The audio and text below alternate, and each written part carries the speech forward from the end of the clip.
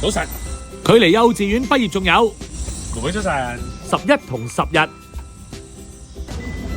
咁我覺得咧，童年開心係好緊要嘅。升小學之後，返學時間啊長咗啦，咁所以就把握而家呢段時間去玩啦。星期二就冇興趣班要上嘅，咁佢哋瞓醒晏覺就同咗佢哋去跳彈床。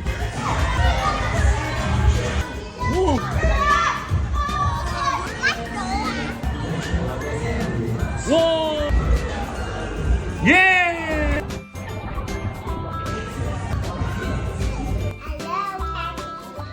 玩呢方面我係好同意嘅，咁但係呢隻嘢咧，我就真係搞不掂啦。因為咧佢哋暫時都未太搞得清楚錄音同埋聲控其實係兩樣嘢嚟嘅。到怪獸仔搞清楚之後咧，話要教隻貓唱林峰啲歌喎。